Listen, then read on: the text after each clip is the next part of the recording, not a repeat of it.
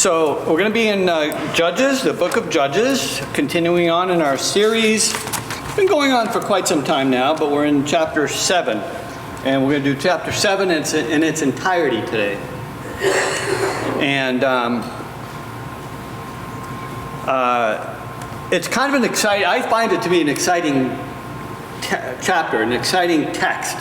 And as I read it, I want you to just imagine, have that image in your head, that picture in your mind of what it must have been like, the terrain. I found some pictures online, but they wouldn't have showed up good on the TV about this area, the camp, where the camp of Midian was, in the hill of Moreh.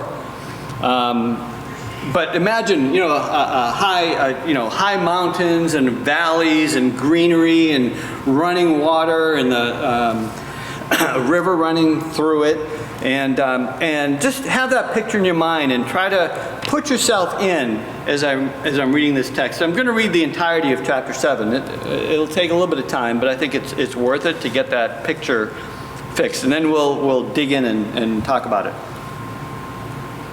So this is the word of the Lord. Let's give it our full attention. Then Jerubbaal, that is Gideon, and all the people who were with him rose early and encamped beside the spring of Harod. And the camp of Midian was north of them, by the hill of Moreh in the valley. The Lord said to Gideon, "The people with you are too many for me to give the Midians into their hand, lest Israel boast over me, saying, 'My own hand has saved me.' Now therefore proclaim in the ears of the people, saying, 'Whoever is fearful and trembling, let him return home and hurry away from Mount Gilead.' Then 22,000 of the people returned, and 10,000 remained. And the Lord said to Gideon, 'The people are still too many. Take them down to the water, and I will test them for you there. And anyone of whom I say to you, this one shall go with you, shall go with you. And anyone of whom I say to you, this one shall not go with you, shall not go.' So he brought the people down to the water. And the Lord said to Gideon, 'Everyone who laps the water with his tongue, as a dog laps, you shall set by himself. Likewise, everyone who kneels down to drink.'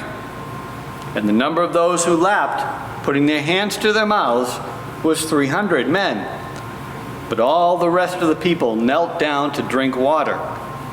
And the Lord said to Gideon, 'With the 300 men who lapped, I will save you and give the Midianites into your hand, and let all the others go, every man to his home.'" Verse 8. So the people took provisions in their hands and their trumpets, and he sent all the rest of Israel, every man to his tent, but retained the 300 men. And the camp of Midian was below him in the valley. That same night the Lord said to him, "Arise, go down against the camp, for I have given it into your hand. But if you are afraid to go down to the camp with Purah, your servant. And you shall hear what they say, and afterward your hands shall be strengthened to go down against the camp." Then he went down with Purah, his servant, to the outposts of the armed men who were with him, who were in the camp. And the Midianites and the Amalekites and all the people of the east lay along the valley like locusts in abundance. And their camels were without number, and as the sand is on the seashore in abundance. When Gideon came, behold, a man was telling a dream to his comrade. And he said, "Behold, I dreamed a dream, and behold, a cake of barley bread tumbled into the camp of Midian and came to the tent and struck it so that it fell and turned it upside down so that the tent lay flat." And his comrade answered, "This is no other than the sword of Gideon, the son of Joash, a man of Israel. God has given into his hand Midian and all the camp." As soon as Gideon heard the telling of the dream and its interpretation, he worshipped. And he returned to the camp of Israel and said, "Arise, for the Lord has given the host of Midian into your hand." And he divided the 300 men into 3 companies and put trumpets into the hands of all of them, and empty jars with torches inside the jars. And he said to them, "Look at me and do likewise. And when I come to the outskirts of the camp, do as I do. When I blow the trumpet, I and all who are with me, then blow the trumpets also on every side of the camp and shout, 'For the Lord and for Gideon.'" So Gideon and the 100 men who were with him came to the outskirts of the camp in the beginning of the middle watch, when they had just set the watch. And they blew the trumpets and smashed the jars that were in the hands. Then the 3 companies blew the trumpets and broke the jars. Then they held in their left hands the torches, and in their right hands the trumpets to blow. And they cried out, "A sword for the Lord and for Gideon." Every man stood in his place around the camp, and all the army ran. They cried out and fled. When they blew the 300 trumpets, the Lord set every man's sword against his comrade and against all the army. And the army fled as far as Beth Shittah, towards Zererah, as far as the border of Abel Meholah by Tabbath. And the men of Israel were called out from Naphtali and from Asher and from all Manasseh, and they pursued after Midian. Gideon sent messengers throughout the hill country of Ephraim, saying, "Come down against the Midianites and capture the waters against them, as far as Beth Barah, and and also the Jordan." So all the men of Ephraim were called out, and they captured the waters as far as Beth Barah and also the Jordan. And they captured the 2 princes of Midian, Oreb and Zeb. They killed Oreb at the rock of Oreb, and Zeb they killed at the winepress of Zeb. Then they pursued Midian, and they brought the heads of Oreb and Zeb to Gideon across the Jordan. A lot of action going on, and a lot of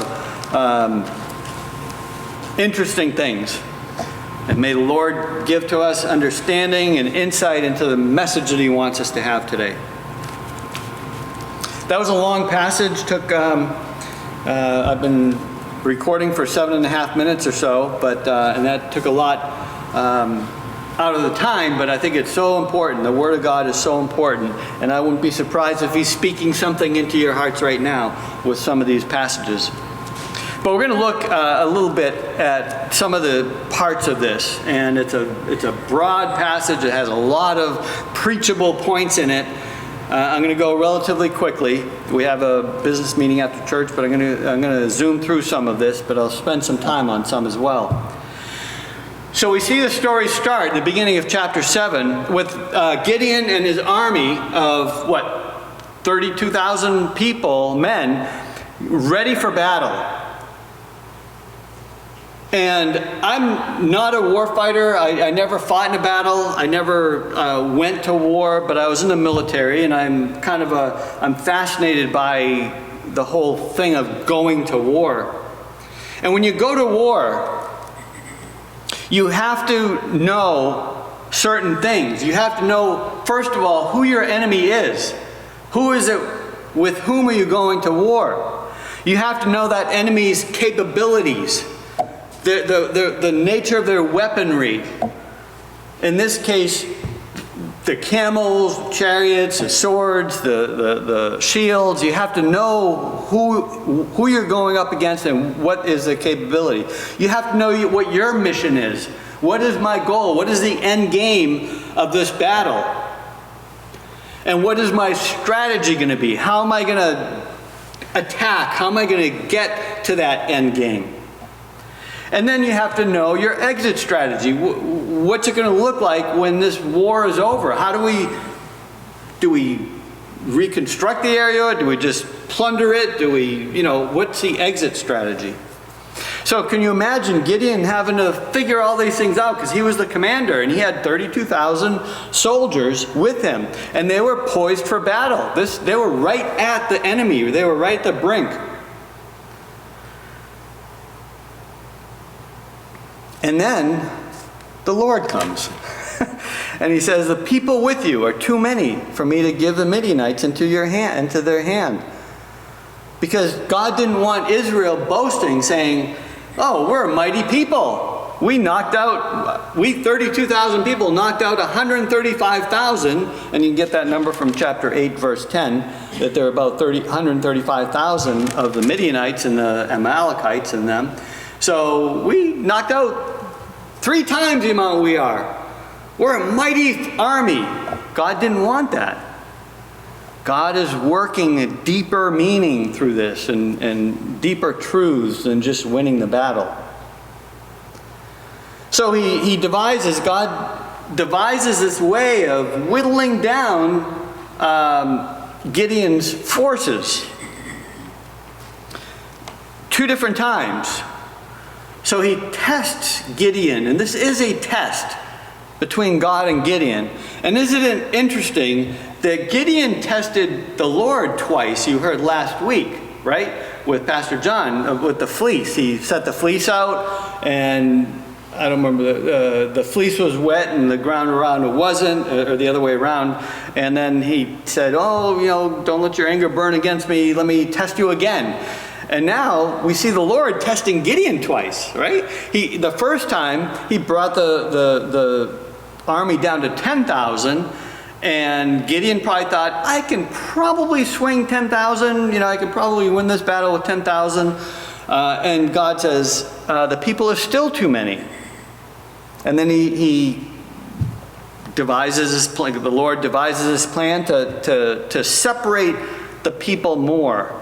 And he says, bring them down to the water. Whoever laps the water with it like a dog, set them apart. And whoever bends down and drinks the water from the source, set them apart. And it turns out that there's 300. Now, I just warn you, and many of you have heard this story before, as I have. And there's a lot of commentaries, a lot of preaching where we preachers try to put meaning, assign meaning to those 2 different ways that God separated those 10,000. And some are pretty good guesses, because they're really guesses. Some say, well, if somebody takes at least they're alert, right? They're drinking water from their hands like that, they're alert.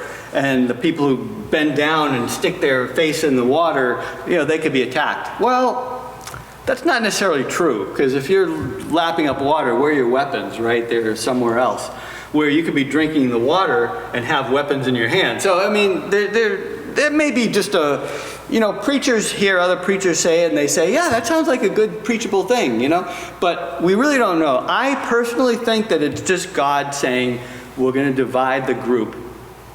Don't read anything into it. This is the way I'm going to divide it. How else would he do it? He said, okay, everyone with, a brown cloth waistband, go over here. Everyone with a black one, go over here. He could have done it any way he wanted. But it was just a visible way that God could have Gideon divide the people.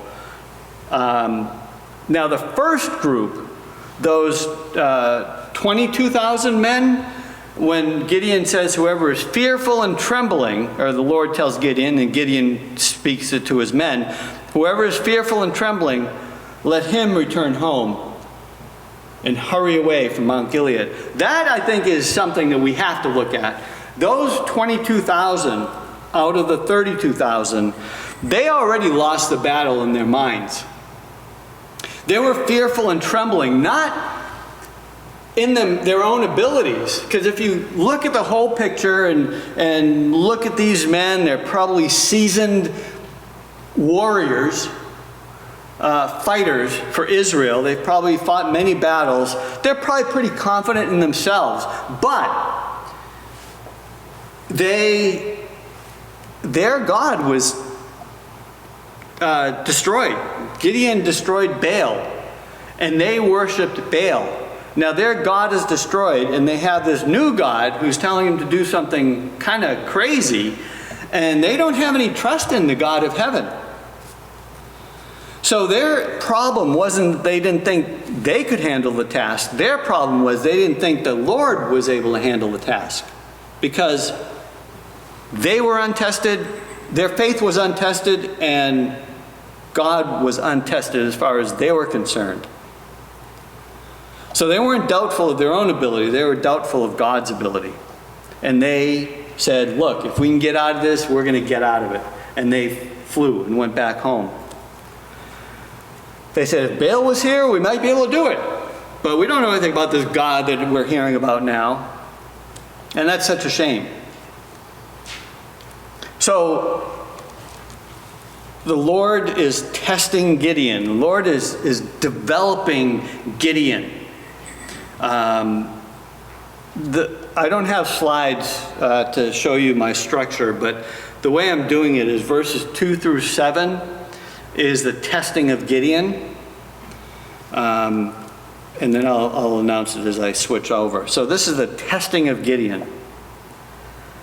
As we grow in the faith, God, you have to assume and believe and expect that God is going to test us. God is going to test our faith. Testing is part of sanctification, of us becoming more and more set apart for the Lord. Testing will do that. Warren Wiersbe, many of you know him, a pretty modern day within the last 50 years, theologian of our time. He said, a faith that can't be tested is a faith that can't be trusted. And I wonder if I would love to open it up, but we don't have the time, to hear how you have been tested in your faith over the years. If you haven't been, beware, because you're hearing this sermon now, this text we read. The Lord may be starting the process of testing you if you haven't already been. But I suspect that many of you have been tested, faith-wise now, not just in life, but in your faith. And I won't even give you my example, but if you haven't been tested, you probably will be, because a faith that can't be tested is a faith that can't be trusted.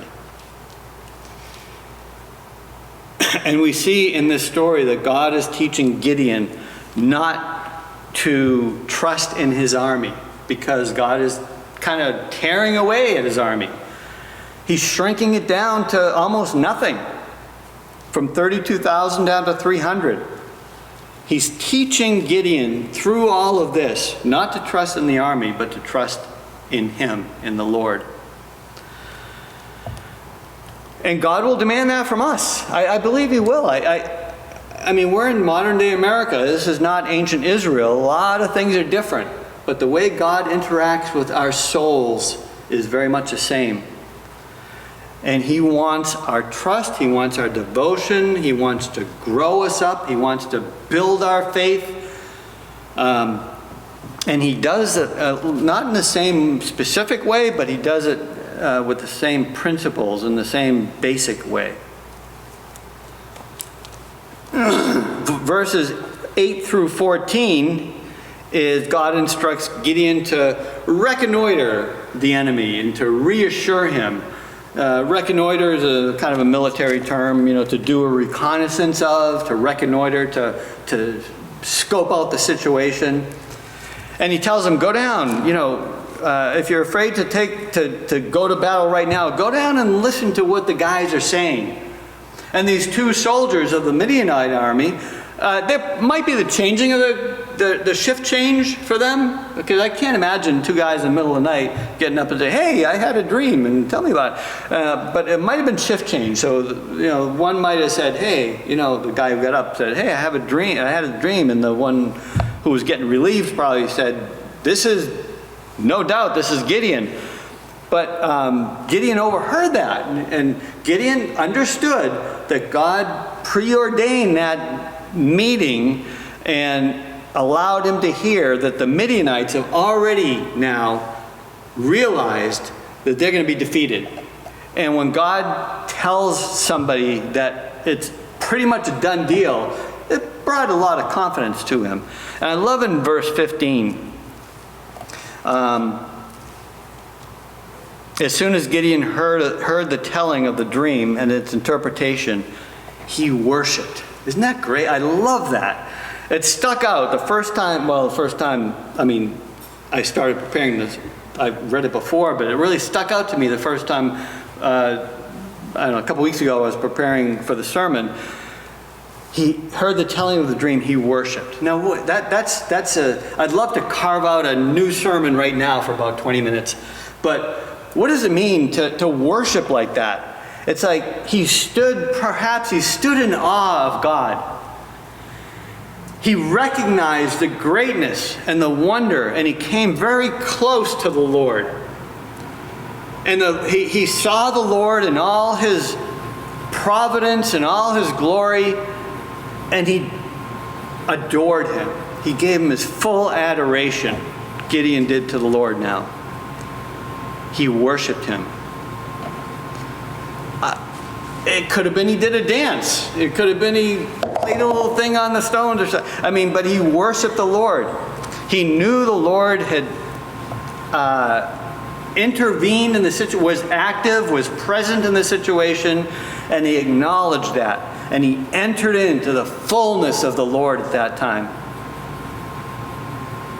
And then in verses, again, 15 through 19, we see the development of the trust of God by Gideon and Israel, that trust is beginning to be realized, is beginning to take effect. So 15 through 18, Gideon goes back to the camp, says, "Arise, for the Lord has given the host of Midian into your hand." And he had this strategy he divided. The 300 into 3 groups of 100 men. Gave them all, you know the story, gave them all the empty jars and the torches and the trumpets in one hand and the torches with the jars on top on the other. And he said, "Look at me and do likewise."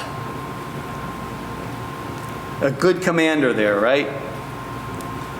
And he would blow the trumpet, smash the jars, and create all kinds of confusion with the enemy. And that's exactly what happened. And then in verses 20 through 24, we see a terrifying triumph. A triumph of Gideon and his army over the 135,000 Midianites. And can you imagine that picture? Now, I can't picture 135,000 people. Maybe at a presidential inauguration, maybe you'd see, that mall in Washington, D.C. I don't know how many people fit in there, but probably many more than 135,000. But can you imagine the group of people like that spread out along the shore, the shore of the river, and probably tens of thousands of camels? I mean, the imagery is just hard to grasp. And now you have 300 men with torches and trumpets. And if you notice, you can't hold a torch and a trumpet and a weapon, right? So there's presumably no weapons in their hands. No shield, no swords, no spears, no battle axes. So they just had the trumpets in one and the torches in the other. And they did as Gideon said. They blew the trumpets. And a trumpet, generally they say, we don't know, but they say one would blow the trumpet for hundreds of soldiers and they would all go. So when the enemy heard the trumpets, they didn't know that there weren't hundreds per trumpet. So you have 300 trumpets blowing. It could have been tens of thousands of soldiers. They didn't know. And it threw them all into all kinds of confusion. They fled. They started stabbing themselves with the sword. The Midianites, the Amalekites, started attacking themselves. It was probably pitch black. It was probably like a new moon or a cloudy night or whatever. There was probably no light whatsoever. And they were totally sent into confusion.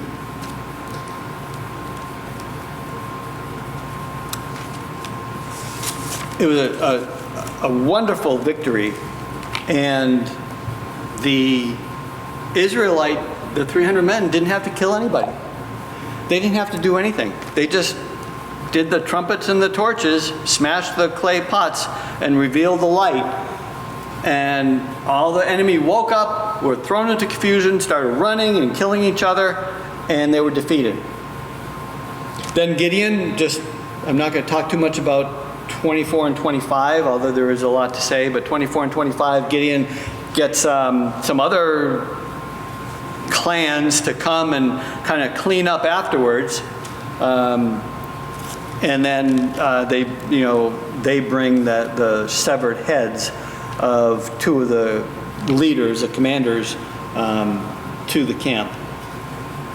So what this is telling us is not so much the battle, as exciting as the battle is, it's telling us more of God showing Gideon and showing Israel his glory. Now he's taking the place now of Baal. And if you look at chapter 7, verse 1, it starts, then Jerubbaal, that is Gideon. The Holy Spirit inspires the writer to refer to Gideon as Jerubbaal, which means let Baal contend against him. So it's kind of almost like a sarcastic or joke saying, okay, since Baal has been destroyed, let this one who destroyed him come and destroy the enemy, destroy the people of Baal, so to speak. So God is most interested in showing Gideon, Israel, and now us, his glory, developing trust in him, and continuing to make Israel a nation or a people for his own possession. So that's what he was doing then. Now I think we can apply this to ourselves, so that the Lord is making us, through development of trust in him and him showing us that he is able and showing us his glory, he's making us a nation or a people for his own possession, and inviting us to enjoy his fellowship and be in his presence.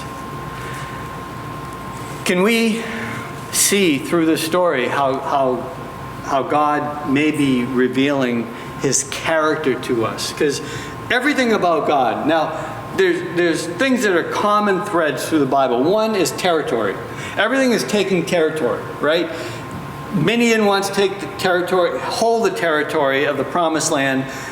Israel, the people of Israel, want to take their rightful land, God-given land. Israel, they got to conquer it. They got to take that territory. The enemy is going to fight it for it. Israel's going to fight for it. There's all these territory battles going on. And we're fighting a territory battle. Do you realize that? Do you realize that this church is an army? We're at war. We have sin taking, and sinful nature taking territory. I'm not talking about social things or laws or anything right now. That's happening too. But in our own hearts, in our own souls, sin is taking the territory for itself, away from Christ, in our own hearts. How many of you used to be offended at some of the things on TV now? And now we see them, it doesn't even bother us.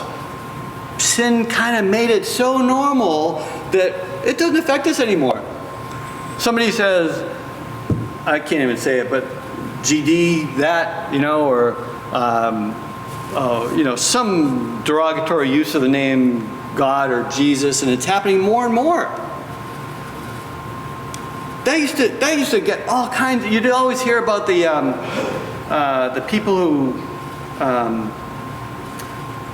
do like check to make sure it stays within the parameters of the ratings and everything. Now you don't hear that anymore. Almost everything is fine. And Christians are watching R-rated TV shows and movies on Netflix and Prime or whatever, and we just we're okay with it. That's because the enemy has taken territory from us. The church has never been as weak and atrophied as it is today. And it's your fault, and it's the preacher's fault. Preachers, with the apostrophe on the end, all of the preachers' fault, that we're not preaching the truth anymore. That we're not preaching about the battle that the church is in anymore.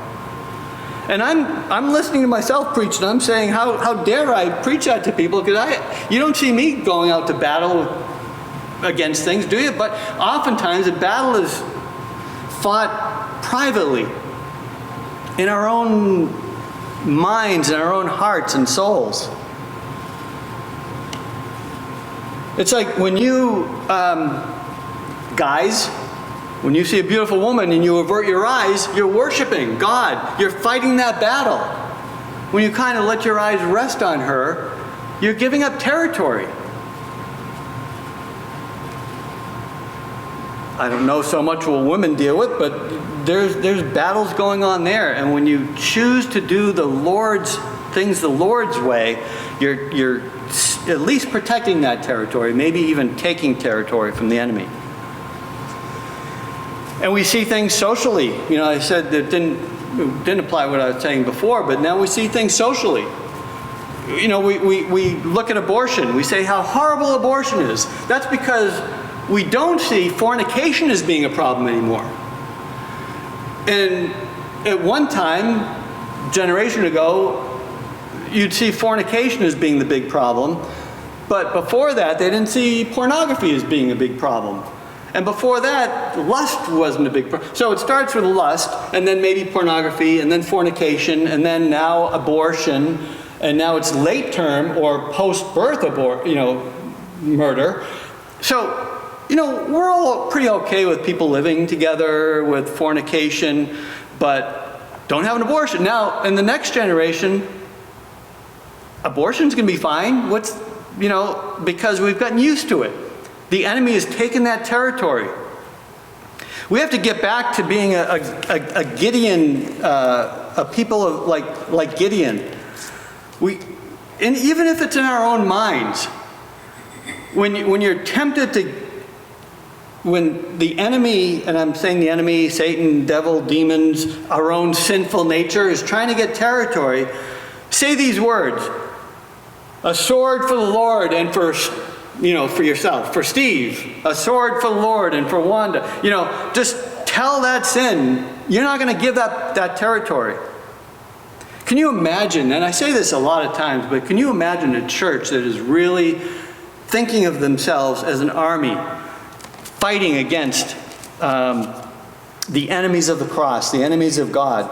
Because they're still there. I mean, we're talking Midianites and Amalekites in the story, but there are just as many enemies attacking us personally as the church generally, and even as Christian values, just as strong, just as powerful.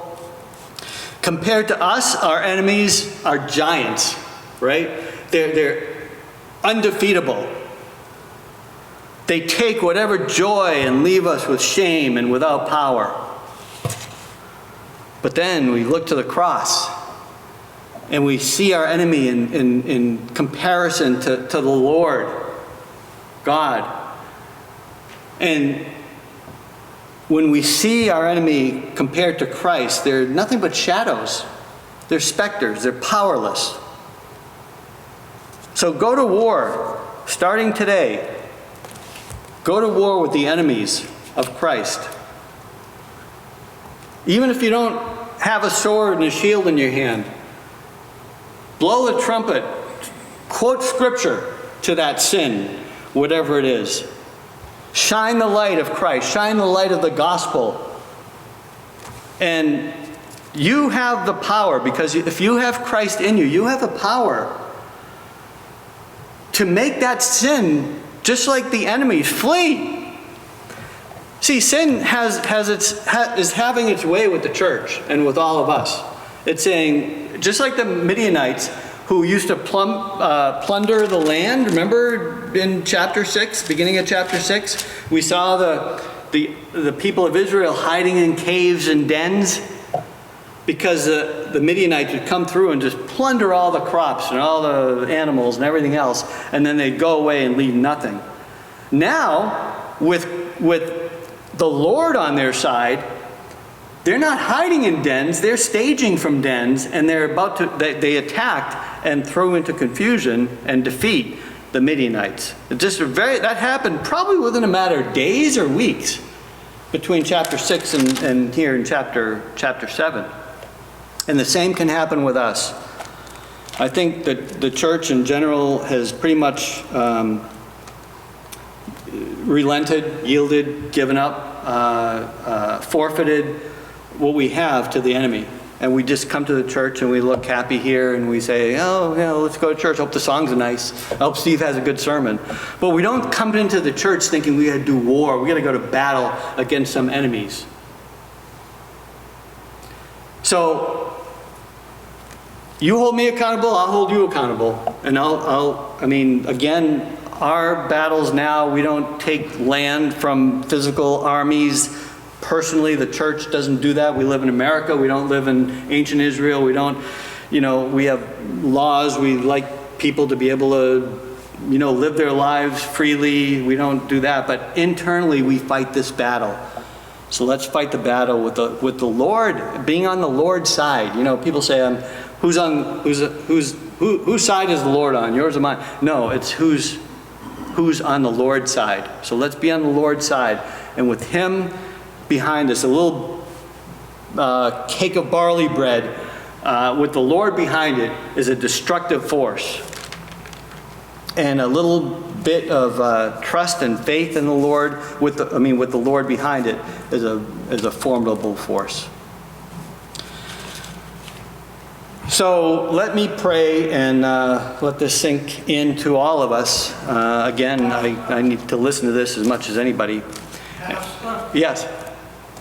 listening to your sermon, I feel the Lord has spoken. We have taken communion, represent the Lord's Supper. We as Christians should be speaking out about certain things, such as the opening ceremonies of the Olympics. Mm-hmm. I'm hoping that we as Christians will not be afraid to speak out when we have been attacked. Yeah. So I'm sorry to interrupt. No, thank you, Dale. Because if we remember that we have the Lord, we're on the Lord's side, we have the Lord behind us, we can do that. The problem is, and I've shared this, with some pastor friends, the Christian population doesn't have a single voice anymore. The Catholics kind of hold that now. You have the Pope, who's a voice for, 1 billion Catholics, I think, or something like that around the world. Protestants don't have a voice. Billy Graham was for a while, I guess. Billy Graham could say something and people listened. But we as individuals, as a whole, will have to be the voice. And we can, again, with the Lord, I'm like a cake of barley bread, right? But with the Lord behind me, who knows what I could do? You are. So, yes, things like that, we can certainly hold the territory. If not, take some territory, hold it. And I did hear there's a Catholic bishop who is very well known and does a lot of audio vlogs and stuff, and he spoke out against it. And I'm hoping a lot more Christian voices do. But in our circles, we can do that. We can speak out too. So thank you, Dale. So let me